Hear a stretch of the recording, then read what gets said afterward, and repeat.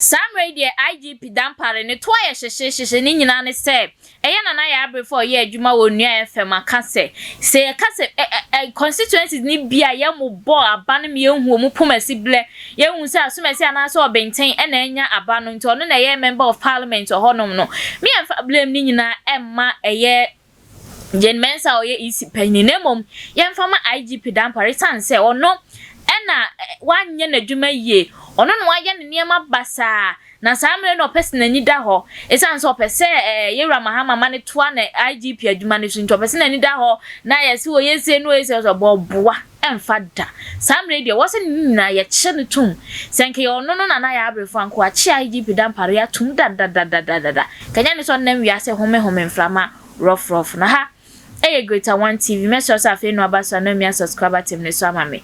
Wa like, wa comment, wa share na onua bi enya bi ahwe. Abato ye 2 ye kofa nsem bebre ba ebete highest pay obi awu obi aye say.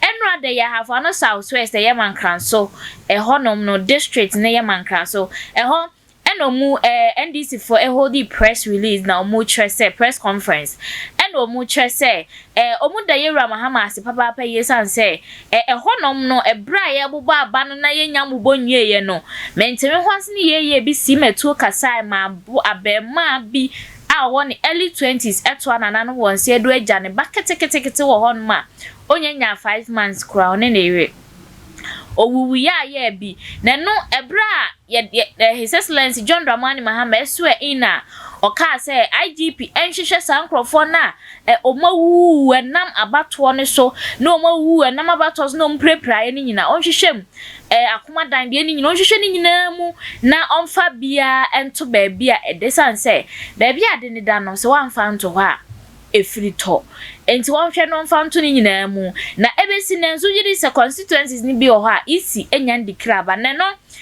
na Yaa Brefo se onfa blame ni ma isi Jane Mensa debi na kai ono akasa menko a chi IGP Dampare dadadere sanse ono ene di blame ni nyina ebema na busuafo na Yaa Brefo no mu nsem ni ma so me se twitwe kwankwansango obia ne kon etia na so di kwankwansa akasu konkon de di kwankwansa ya me gina table so eya semo na wamo person Jane Mensa nkoro ai wamo se ablekuma na ofa yede yes wamo si besi da bre omunya mrahye bedwani na yisi watimi atena ho me ato aba awie kode wo honom nanso yintimi enya mrahye bedwani wo ho afi nipa be se nwotwe ya wonumu ewuye ewa abato no mu na minim se Jane Mensa watwe ne de akra de fanyina nchen ben because omu atutuo na enye Jane Mensa police for the tutuo police for enti wo atubuo bi ene bi ana de akobo IGP wa IGP go report my yenim de akosie ene kra His Excellency John Dramani Mahama actually letter de akoma yeah IGP ama so ati investigation ma wati committee no ati committee o afei den na afei no wati committee then that's what na se try my instruction bansa efi commander in chief for bansa wa bra wonim de si wo ho ne de ekoba ye ma de ekoye ema nipa nwotwe onu efe etumi fe mu hwere omonkwa who was stopping him from investigating that case wanya ena na esi ni kwan se bibi se esi na nipa afri mu a sempo ye twam bi ka kire o obi ka kire na ga wote de what did you do my partner say? Me sure to know I started it. What meka? Was started you one mechanic, yeah, then I will be man and let him and they was what committee. Zone what if you man saying? No woman, there's a Bonivius, yes, him. And yeah, near and Quahon buying. Period. No. Period. Life and property. Period. We need you maybe I and you won't quite about was so. Emma Moon treat one community parts. So say been put nipa ni yen from so edi nyamran sam ne mento asam kura no a yen twitu onhwe nipa so mo de te nkuno ti say de esi wo boase on them take ti say de esi wo boase because there are several ways in disarming people several ways who to be born in amutuo ai what I say who to be born enkuno ai no didn't them. Well, I say now we did them. They happen. And he is all quite you. Yeah, cry. One more say. Na ye ne edres obinya offer CB so veterans over who. Na the stone by one number. I say na odi say na nya una akwafa ba e nkonkonsa ne nko ye ntwa so mi anam ne ba ye di mi nkonkonsa ne nko na be se ya se nya ya edu ano fato boasi no way out the cover we man that's what we dia chata na eka no way out the cover ye dia wala ko babai ko mata wi na mkami ana mo se menya mo dia mu ye ntia ye ntia mu ye ntia ye how dem say nti wa tiri baby yeah na ablekumade hu kwasam and you say the two political leading political parties period and you no kosobo akoba me ni je mesa wa issue yeah me tuwe me ni je mesa wa issue enya ne ena machira madwene afa ne ma bi omo ye ya enkade ye straight na atia no a wa ne bebo sofo bi wo tia no na afa na wo betene no a efutuo bi wo wa ye de ma ye tie because yes I so hwe ne beba what you say because ablekumanof me ni ba de kronti eguso to ye twa de UEC came to tell us say method of finding out who won so be friend wo mo a wo suma wo yeah so we call about one so exactly no mo fa mo a pink sheet na mra pepe now calculate what the name fa ebi bae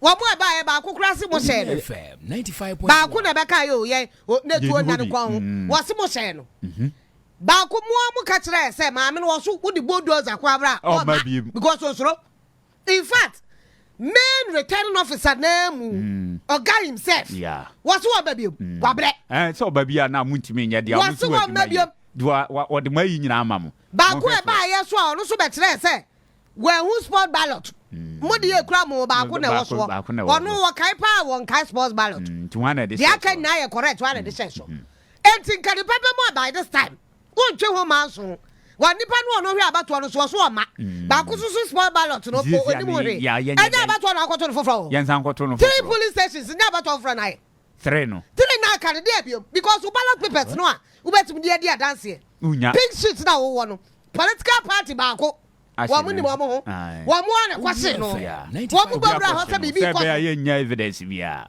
wa mu gbawra ho se bibi kwaso no wa mu kwase no wa mu wie na school for die wa mu ahu Wama who school for mabo. Sika so yenya bi nkosi for. Dabi yenya bi sisi e ka say school for na ye shift. Wama run shift wi na anapa. Wama kwa wi na anapa. Na mkruma yintimi nchi obi a. Dabi yintimi nchi obi a. Wama akwase ye no so na camera de da. CCTV camera so pa wama koye sa. It is only in Ghana. Ena ye to aba na bibisi wa aba to mu a. Ye mfa nya because a political yes. Because ABC wa America. Especially say a sinners wa ban we need ya no. And ABC wa America. Ye chi sankrofo no amukọ Sunday capital house na parliament house. Yeah. Bra no amu vice president invade ho no. Invade ho ye chi bigu. Emma Donald Trump cross wa be mo party. Yes, wa ma omo. About 1,500 of them. You know what I mean? They arrested them. Yes. Onu ba ye de nkrofo a o show buku panti wa ma obo party. Obi a system na take care. But at least the system worked. Yeah. And everybody knows what is happening now, even in America. Yeah. It is only in Ghana obi there to trust them. Police stations you wanna kwabrani abo wrem. No a papa o ma hwehwe. Wo wi no abo wra se. No akwa yi ni pa fi. Na ye obi a so wed call. Camera na police for jira o. Jira no omo hwe no so ye pa chow. De mo ye fe. Ye pa chow. Ye pa chow. Ye pa chow. Wo do nipa na be yo ma na mo bia.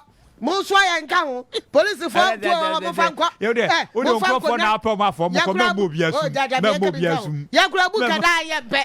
De de twatwom ye nye ho. Mutumi tam kwa Ghana ha ya o Ghana pe. Hey, Edney. And who knows? Yeah. No police for petrol. I today electoral commission go so the same way. What at this time of the day? What idea?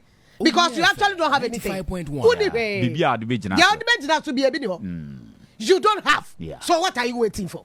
What did you got to ban for fro? About one so the Makasa 3 police stations in the so about to the net ya. A bed. MPP very no credit about me come no grow. Then I always say it is my truth, not your truth. Me no credit. The me who na me catch the war. It is because and the MPP near or hear about Kwame Frimpong or the honorable me boy. Eh, baby okotu akwa ya. Wono wodwe man so say ya wo mutu no. Ah. Oh. Mon kai me. Bentere na biade no mamente. And you ayi there so. Me de ama. When ya constituency benya. Oh, Asante Atem. Asante independent candidate. Wonu na ne wa ba bonten say MPP fo eyan omo so obokwa kodiro ma fa. Ene opoku mfa ninku. O so ndo aka so o be join majority. Wa ye video kura tire mu say wa kwade de ho. Wo se ana wa lusu. Wa panie ma ko kura ba obeta wa ti sa na he den. Fair with that friends. Politician that dey. Enti kwoto aba so be feel say bia enka me pe MPP o. Na mo me say mo lusu nti wa hwa. Ne tuma na be MP kura ye nya hwe wa ha. Sa. Enti wa hwe na mo kwato atia wo. Enso ka bia na bia na ko mpe. Because no kura no say abato na bia kekesi ye ne ho na MPP for stronghold. Somewhere somehow although vote no so ati. Ne aso ati. Join them je. Enti na no. Je anu nti na wo kire se bia nkoto MPP bari wo. Aya na ka dey. Na me se bia no ye gine ho di sen ko ye MPP ni. Nipa no a MP ni share ne boss o ko wi a no obeba no. MP na ma kwan ma na ma. Wo mu ko edum ni radio station. Ko ya work. MP hu so obebe. Ma ye dum ni radio station. Ko no nka MPP ni mapa. Den na afa wo wi ni independent a. Wo se nei me mo twan se bia me ko join MPP a. Me kwa me dey. Okopa yi dia kwa. Okopa bibia akote ne ka. Wo nya ho. Okopa bibia akote ne ka. After 4 years obi nim. So be ko independent o. So be jira NDC o. So be dey obi to be. Wo nyina NDC. Okopa bibia akote ne ka so. Na to be dia go. Waboka. Za.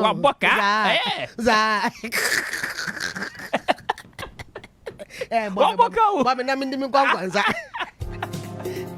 Aso de na Yaa Brefo kan one ne ya adwena se de abato ne sim koye se IGP 14 na efri no isan say activate constituencies ni bi wo ho no ma yenyan declare ban emfa ibaton no emma obenten anasa asumesi enti na Yaa Brefo nsem no ofo aso ana wo so adwenkyere ni say feel free na fo adwenkyere no eto comment section ho like my na face subscribe so nyanye ya share na onye bi enya bi enhwe mo somfo na adwene